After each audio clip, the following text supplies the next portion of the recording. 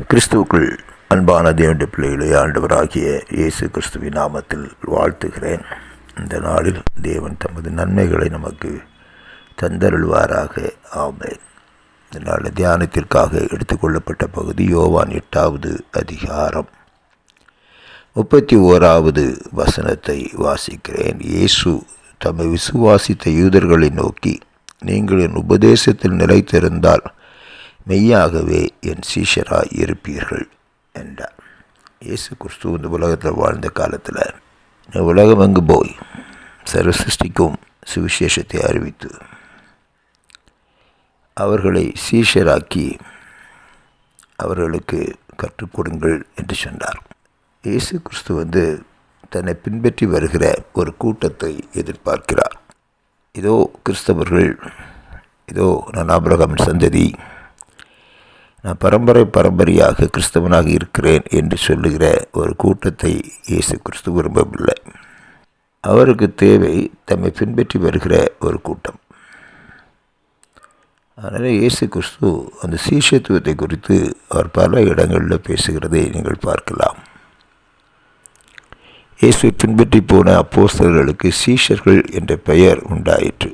இயேசு கிறிஸ்துவை பின்பற்றினவர்கள் இயேசு கிறிஸ்துவின் சீஷர்கள் என்று அழைக்கப்பட்டார்கள். இயேசு கிறிஸ்து அவர்களுக்கு போதித்தார். இயேசு கிறிஸ்து அவர்களுக்கு உபதேசித்தார். இயேசு கிறிஸ்து பரத்தில் இருந்து சத்தியத்தை வாங்கி அந்த சத்தியத்தை அவர்கள் கற்றுக் கொடுத்தார்.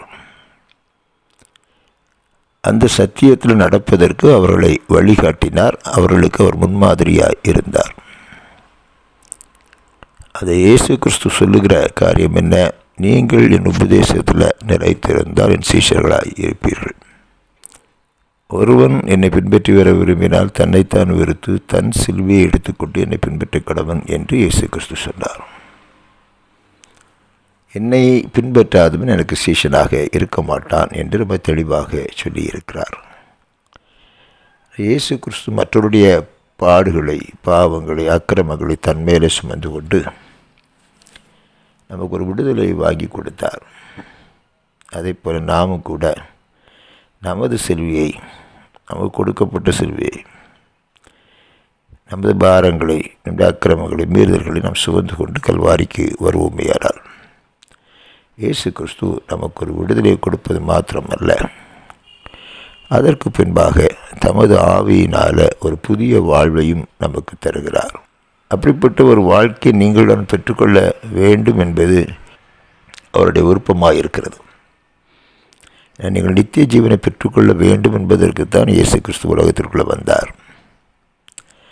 அதனால் எப்படி வேண்டுமானாலும் வாழலாம், கிறிஸ்து என்ற பெயரை வைத்துக்கொள்ளலாம், நான் ஒரு ஆவிக்குரிய சபைக்கு போகிறேன் என்று சொல்லலாம், அப்படி நான் பரலோகத்துக்கு போயிடுவேன் அப்படின்னு யாராவது தவறாக நினைப்பீர்களே. ஆனால் இயேசு கிறிஸ்து ரொம்ப தெளிவாக சொல்லுகிறார். அவருக்கு சீஷராக இராதவர்கள், அவரை பின்பற்றி செல்லாதவர்கள் ஒளியில் இருக்க மாட்டாங்க, அவங்க இருளில் இருப்பாங்கன்னு சொல்கிறார். அதனால் ஆண்டவரை பின்பற்றுவதற்கு நம்ம தீர்மானிப்போம். இயேசு கிறிஸ்து என்ன சொல்லி கொடுத்தாரோ பரிசுத்த ஆவியாரோட ஒத்தாசையோடு அதை நிறைவேற்றுவதற்கு நம்ம ஆண்டவர்கிட்ட கேட்போம். அவர் நமக்கு உதவி செய்வார். நம்ம ஜெயத்தை பெற்றுக்கொள்வோம். அடுத்த வசனம் சொல்லி, சத்தியத்தையும் அறிவீர்கள், சத்தியம் உங்களை விடுதலையாக்கும் என்று சொல்லுகிறார்.